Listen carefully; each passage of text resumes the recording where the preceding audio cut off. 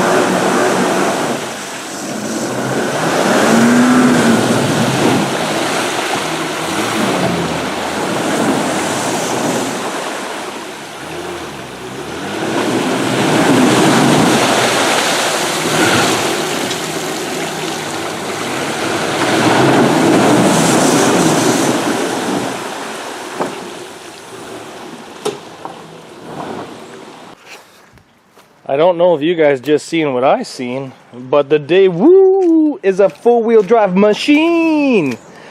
Oh, look at that. There's mud everywhere. Look at the trees. The trees are covered in mud. Mud. Harley, is there mud everywhere? Yeah, there's mud everywhere. Look at the path. Well, that's how you keep the mosquito population down.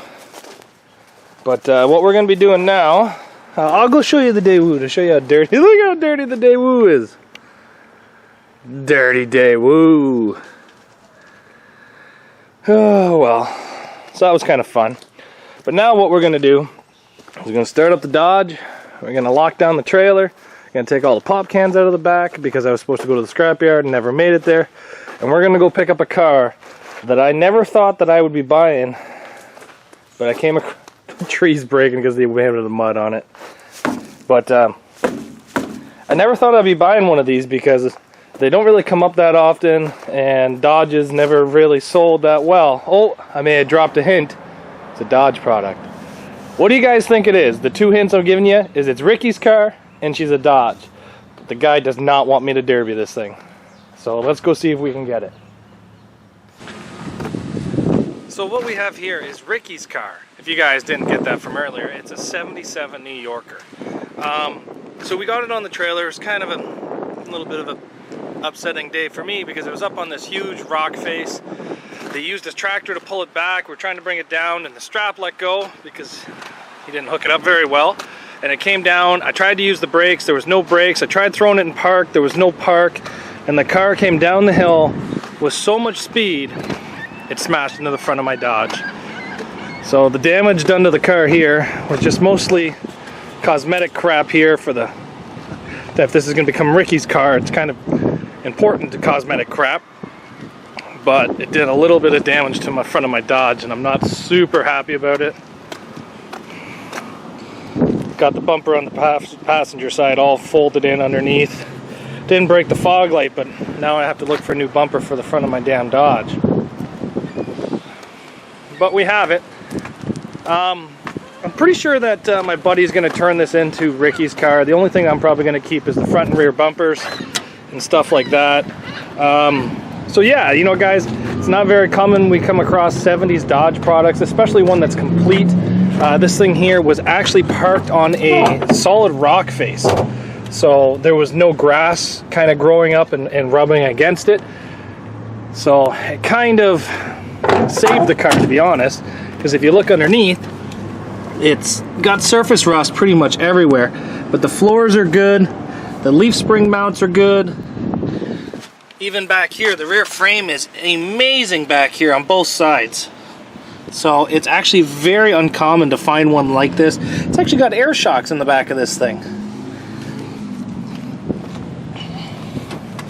Like, this frame is amazing on both sides. I can't believe how nice it actually is back here. But yeah, it's not very common that we find one like this. So I know a lot of you guys are going to tell me to derby this, but the problem is because it is 1980 and older, it's actually really hard for me to be able to derby this. There's only like 2 or 3 shows. Ontario Demolition Derby lets me run this now, which they have one show within an hour of my house. Dresden, I can derby this, but Dresden's about 4.5 hours away from my house. I know a lot of you guys are gonna say take it to Bash for Cash, but honestly, if this was to run 70s class at Bash for Cash, it would be pretty much destroyed in about 5 minutes. The border's closed, so I can't even go to the USA. I don't know what I'm gonna do with it.